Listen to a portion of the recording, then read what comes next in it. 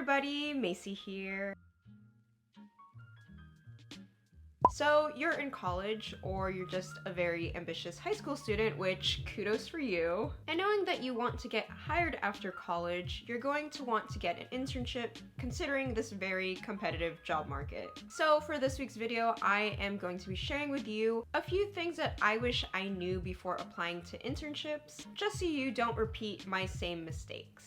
Just to establish my credibility, I am currently a senior in college who's had about 5 internships so far. One is in television, 2 are in the music industry, 1 is in college marketing, and another one is at my associated students.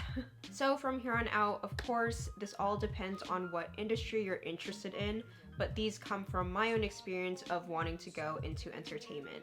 So first off, if you aren't planning on applying yet for the coming semester, just search anyway for potential internships and see what skills they require. For example, it's the fall semester, but you want to get an internship in the summer. During that time period, do look for those internship listings. Look at the skills that they do want in a hire and really hone them. Whether it's Photoshop, Excel, Facebook ads, video editing, and so on. Just so you're ready come application season and you're actually ready to demonstrate those skills if they want to see them. Next, if you aren't interning, try to work on your own personal projects. There will be a time where you may need to physically showcase that you can do what these employers want you to do. Whether it's creating a fall advertisement, editing a YouTube video, or even getting a certification such as those for Google AdWords. Please make a website. Not only do you need to showcase something, you need a way to showcase your work. I personally use Wix, but you can look into other sites such as Squarespace and WordPress. I'm pretty sure that all of these do have their free options, and in order to get other features you would have to pay, but you really don't need to spend any money. But if you do have the budget for it, I do highly recommend purchasing your own domain.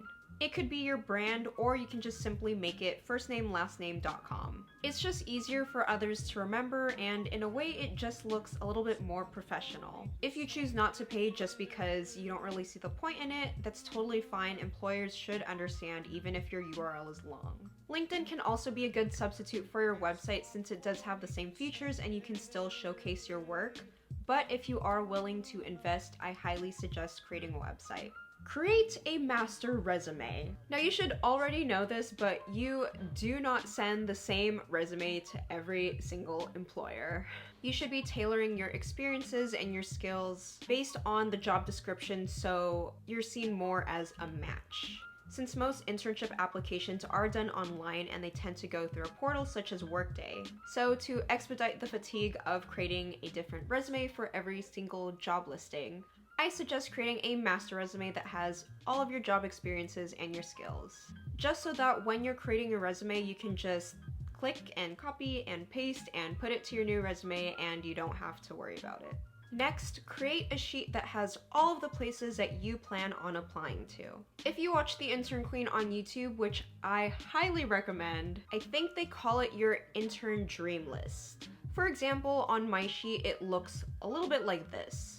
I like to use Google Sheets just because I can access it on my laptop, on my phone, on my iPad, basically anywhere that I want. So on my sheet, I like to start with the name of the company, then the position, which is usually hyperlinked to the job application so I can easily refer to it. I also like to put a column for email, which isn't always necessary, but for a small amount of applications, I would have to email my resume and my cover letter to the employer. Next column would be required materials, such as whether I need a cover letter, a resume, a letter of recommendation, or more. I like to put the location just so I can get an idea of whether or not I can commute there. When I applied, just so I can get an idea of whether I actually applied or not.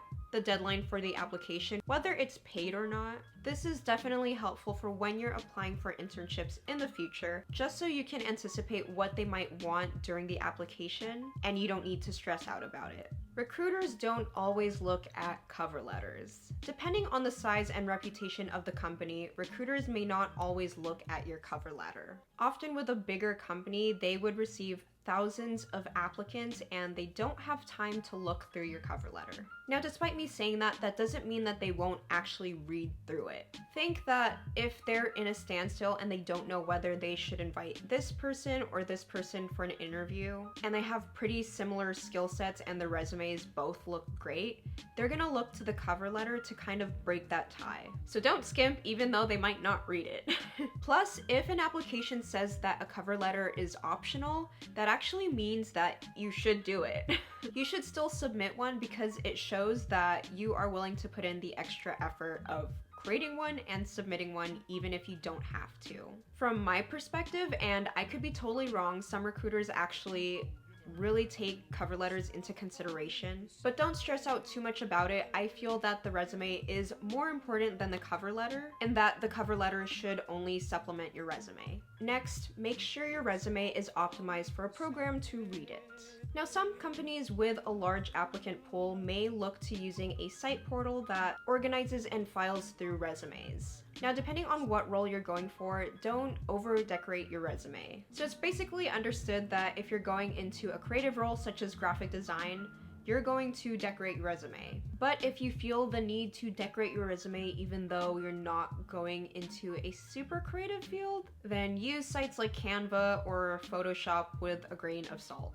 With a designed resume, usually people like to use a lot of columns in the resume, but the program that is analyzing a resume may find it hard to read, especially if it's reading it line by line, but you have all of these columns. From how I see it, the way to see if the portal can actually read your resume is to input it. Sometimes those portals will have you list your job experiences, and instead of you actually manually typing it in, it can just read it from your resume. So basically where I'm going at here, once you put in your resume, the portal should be able to input in the right sections, at least for the most part. So essentially that program is your key into getting into the recruiter's interview pile, so try not to mess it up. Next, if you want to intern somewhere but they don't take interns, see if another company that works with them takes interns.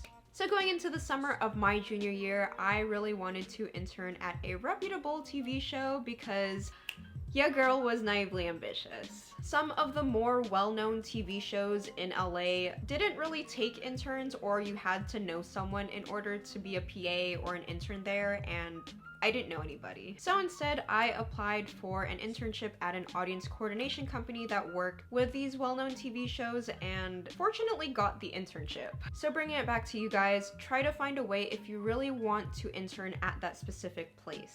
Most likely that bigger company may hire or work with a smaller company, and if you just apply to that smaller company, you can still get a similar, if not the same, experience. And finally, apply as soon as possible. From my own experience and after speaking to a few recruiters, I've noticed that the sooner that you submit your application, the more likely you are to receive an interview, assuming you have the desired experience. So as I stated previously, don't wait until the deadline to submit your application. With a large number of applicants, recruiters are most likely not going to wait until the deadline to start screening applicants. Prepare for this by setting up your resume, your cover letter, and possibly even your letter of recommendation way ahead of time. Preferably the application period before the semester that you want to intern, because for the most part, they don't really change the internship description. If you can, as much as possible, try to submit your application within 1 week of the listing. If you somehow didn't catch the listing until near the deadline, that's fine. Obviously, just submit your application anyway, because you still might have a chance to get an interview. It's just that by submitting it as soon as possible, it's more likely to land in the recruiter's lap since there isn't as much competition. So that is basically it for this week's video. Hopefully you found it helpful while you're applying for internships. Please give this video a big thumbs up and subscribe to my channel if you haven't already. You can do so by clicking on that button down below, and be sure to click on that cute little bell so you can be notified whenever I upload a new video. Hope to see you guys next time.